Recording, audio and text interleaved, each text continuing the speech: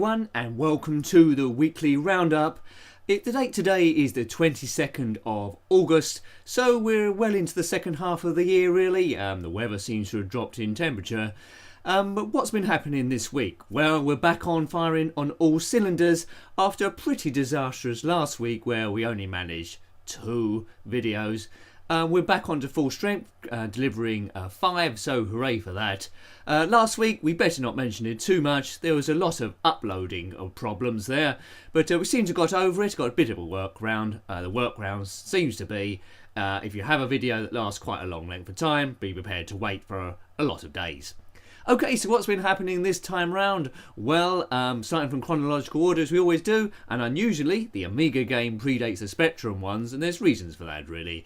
The first one we brought you was on the Amiga called Buggy Boy by Elite, based on the arcade version called Speed Buggy in 1988. That's when the Amiga version was released anyway. I've already brought you the Spectrum version of Buggy Boy, which has struggled from frame rate. Amiga version is a little bit better there, so check that one out. Quite a lot of fun once you get used to it. The sounds are pretty Nintendo-ish, if you don't mind me saying. But yeah, it's fairly fun. Don't expect brilliance. The frame rate, again, is a little bit suspect. Just straightening my hat here. What's going on there? I wasn't long enough in makeup or wardrobe, I don't think. But don't tell anyone. I think we'll get away with it. So, yep, next was on the ZX Spectrum. Attempted 2 modern day games. Now, this is quite near the end of the Spectrum's shelf life, and it was struggling to compete with the 16-bit consoles games. But it makes valiant attempts each time. Doesn't quite get there. First one was Test Drive 2 The Duel, released by Accolade in 1989.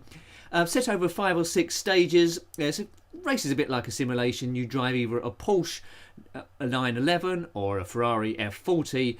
Graphically, the cars don't look like their counterparts in real life, but the dashboards are pretty good. I prefer the Amiga version. That's the version I grew up with, but well worth a look. Collision detection is pretty dodgy, but it's good there for nostalgia value, but it does struggle for speed, and the playability isn't brilliant, but it is a reflection of the game itself. The next one struggles a little bit more. It's Golden Axe by Virgin in 1990. This game pretty much come out on everything, including phones, the modern day arcade version as well. Tricky on all of them. But the Spectrum version does look rather unique. Struggles a bit graphically. It's on the 128K, this one. Music at the start doesn't actually play during the game. The fighting is a little bit random. It's okay for a knockaround. Unusually with this version, if you go on one player, the computer controls the second player rather badly, it has to be said. Now, this is the video we had trouble with due to YouTube upload problems. 2 gigabytes in length if you're used to video size. This one, it's Tomb Raider, blundering, stage 6 at last, the Colosseum stage. It's a rather interesting stage, this one. But, oh boy, did I have problems uploading this. It took 4 attempts. In the end, I gave up and just left it. It was processing with YouTube, which is just, I don't know, rendering to go live, for 4 days, and suddenly I got an email saying it had finally uploaded, and I almost fell off my seat. But anyway, in terms of watching, it's there finally. Released in 1996 by Eidos. This version, well, this stage I should say, I've somehow blundered my way through. It's getting quite comical now and quite difficult. Taking slightly longer to do each stage. This is a Colosseum. Quite a lot of animals to kill, and again a rather annoying crocodile. So please comment on that one. It lets me know if the series is popular at all and should I continue with it. Hopefully I get a few more comments on those videos. They do take a while to do. Next stage is stage 7, I think, Palace of Midas, so we'll see how long it takes to get that one up and running.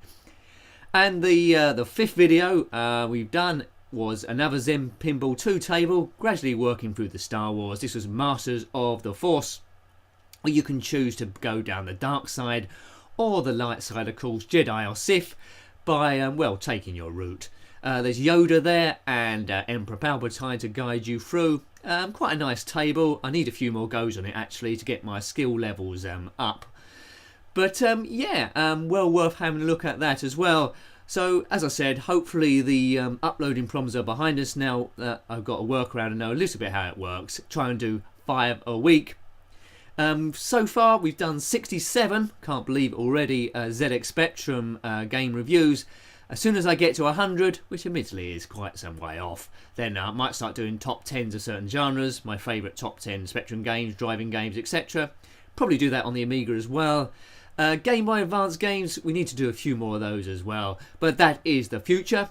Hope you're liking the videos. If you are, please rate, comment and subscribe if you haven't already, because that's the lifeblood of any channel really, to get it recognised, and it does help me quite a bit. Yep, so that's good. As I say, if you've got any suggestions of things you'd like to see, then by all means let me know. And yep, I'll keep them coming. Until next time, of course, goodbye. Goodbye.